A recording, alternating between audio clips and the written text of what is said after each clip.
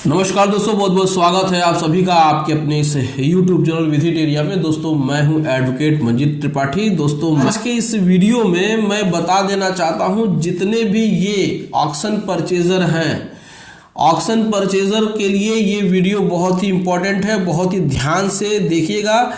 अगर आप कोई भी प्रॉपर्टी परचेज करने जा रहे हैं तो आपको किन किन बातों का ध्यान रखना पड़ेगा। आजकल प्रॉपर्टी को ऑक्शन में खरीदने पर जो कंडीशन हो रही है, जो हालत खराब हो रही है, वो ऑक्शन परचेजर ही समझ रहा है।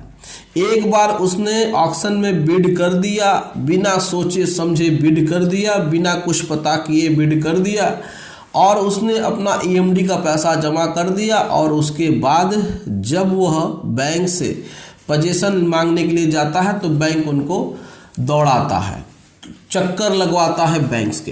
तो आज के इस वीडियो में डिटेल से आपको स्टेप बाय स्टेप हम बातें बताएंगे। आप उसको नोट डाउन करते जाइएगा।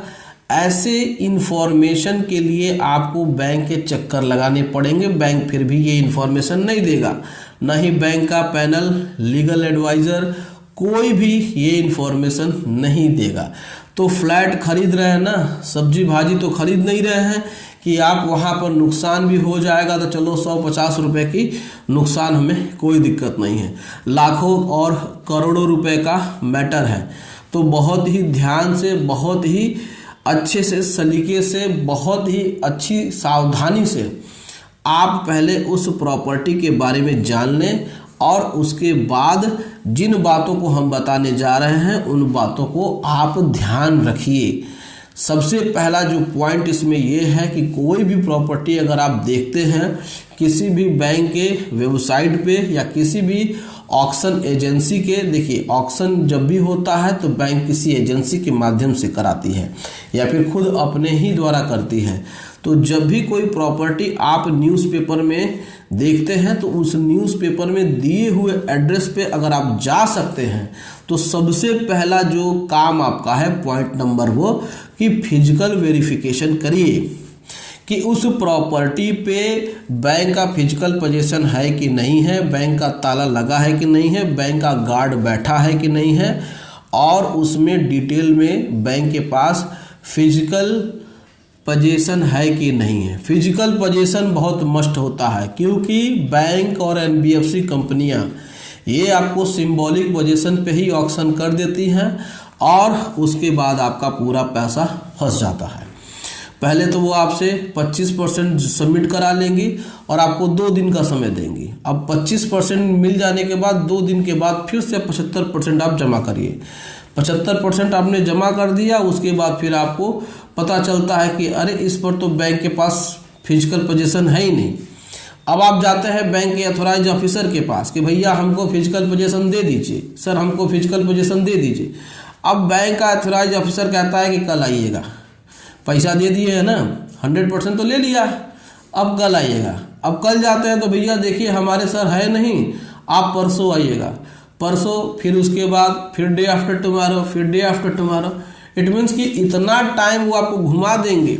फिर लास्ट में वो आपसे क्या कहेंगे कि सर हमने फिजिकल पोजीशन के लिए ट्राई कर रहे हैं, एक बार आप भी डीएम या कलेक्टर के पास जा करके ये एप्लीकेशन दे आइए कि ये हमने प्रॉपर्टी खरीदी है, ये हमारा सेल सर्टिफिकेट है, इस सेल सर्टिफिकेट के बिहाफ पे हमको वहाँ पे फिजिकल पोजीशन दिलाया जाए। अब जो काम बैंक को करना है वो काम आपसे बैंक कराएगी। आपका 2.5-3 लाख रुपया वहाँ खर्च होगा। जो थानों की फोर्स लगेगी उनकी 1 दिन की सैलरी प्लस डीएम के पास पैसा जमा करिए, तो इसमें आपको बहुत ही ज़्यादा प्रॉब्लम हो जाएगी। तो पहला काम आपको यही है कि ये वेरिफिकेशन करना है कि बैंक के पास फिजिकल पोजीशन है कि नहीं है। दूसरा आपको ये करना है लिटिगेशन फ्री सर्टिफिकेट। मैं बार बार अपने वीडियोस में बताया हूँ, लेकिन हमारे कुछ क्लाइंट ऐसे हैं जो गलतियाँ करके हमारे पास फ़ोन करते हैं कि सर हमारा बैंक में पैसा फंस गया है, उसको निकलवाइए। हमें बैंक फिजिकल पोजीशन के बिना ही प्रॉपर्टी बेच दिया है और बोरोवर उसमें रह रहा है और बोरोवर ने स्टे ले लिया है। अब बोरोवर स्टे के माध्यम से उसमें रह रहा है। अब हमारा पैसा फंस गया, हम बैंक के पास जा रहे हैं तो बैंक हमको दौड़ा रहा है, तो हमारा पैसा निकलवाइए, हमको कानूनी सलाह दीजिए। अब इसमें आप क्या करेंगे बताइए। जब पैसा फंस गया उसके बाद आप किसी के पास जाते हैं, सॉल्यूशन तो मिल गया लेकिन जानकारी नहीं थी ना कि कैसे आपको प्रॉपर्टी परचेज करनी है, कैसे ऑक्शन में बिड लगानी है, उसके पहले क्या तैयारी करनी है। ऐसा नहीं कि आपने पहले ही कोई प्रॉपर्टी देखी और बिना कुछ सोचे समझे जा करके आपने बिड कर दिया और वहाँ पे पैसा फंस गया। तो दूसरी जो इम्पोर्टेंट चीज़ है लिटिगेशन फ्री सर्टिफिकेट। ये कहाँ से मालूम होगा? ये मालूम होगा बैंक के लीगल पैनल से। बैंक का लीगल पैनल आपको बैंक के लेटर पे लिख करके देगा कि यह प्रॉपर्टी लिटिगेशन फ्री है।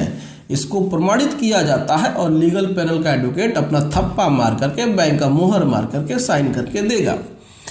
इसका फायदा ये होता है कि आपको पता चल जाएगा कि इस पर किसी प्रकार का कोई भी लिटिगेशन नहीं है, कोई मुकदमा नहीं है, कोई स्टे ऑर्डर नहीं है, यह संपत्ति आप खरीद सकते हैं। लेकिन अगर बैंक का लीगल पैनल, बैंक का authorise officer legal litigation free certificate देने से इनकार करे तो समझ जाइएगा कि बात में झोल है, यहाँ पर दाल में कुछ काला है या पूरी ही दाल काली है, यानी इस पर ऑलरेडी स्टे चल रहा है लेकिन इस पर बैंक ऑक्शन कर सकता है। केस चल रहा है कोर्ट में, बैंक ऑक्शन कर सकता है लेकिन उस पर पोजीशन नहीं दे सकता है। अब उसने ऑक्शन कर दिया, अब उसके बाद क्या है कि आप दौड़ते रहिए। तो यहाँ पर लिटिगेशन फ्री सर्टिफिकेट लेना है।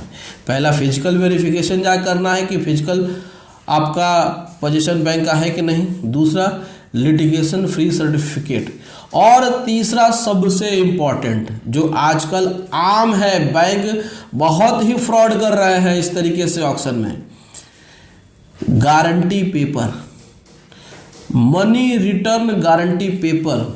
हालांकि ये जो टर्म्स हैं ये आपको कहीं मिलेगा नहीं, ये हमने खुद जनरेट किया है। ये सारी चीज़ें आपको मिलनी चाहिए।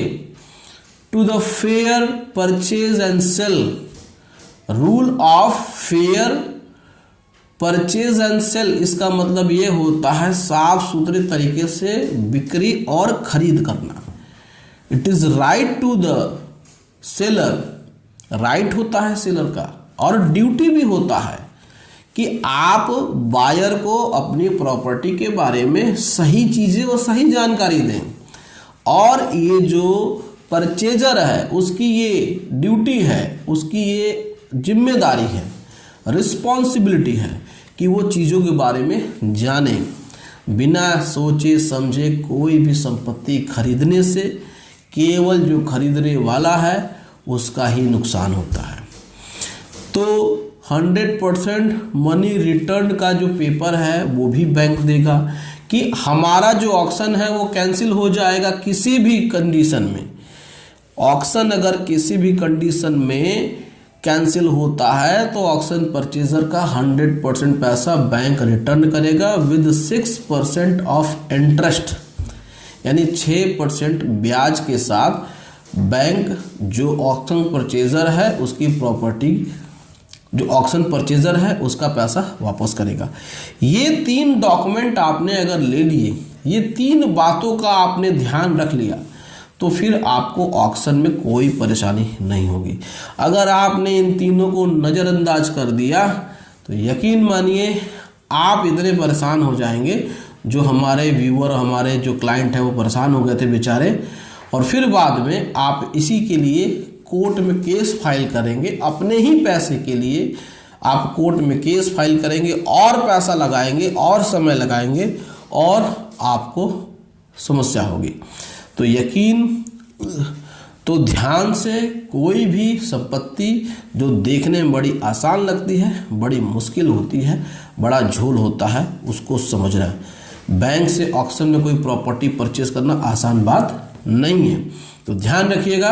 अगर कोई भी दिक्कत है तो व्हाट्सअप करिएगा, स्क्रीन पे व्हाट्सअप नंबर दिया है, आप हमसे जुड़ करके हमसे लीगल एडवाइस ले सकते हैं। वीडियो अच्छी लगी हो तो शेयर कर दीजिएगा, ज़रूरतमंद को इसका लाभ मिल सके, और हमारे चैनल को सब्सक्राइब करिए और ऐसे ही सपोर्ट करते रहिए। Thank you so much. जय हिंद दोस्तों।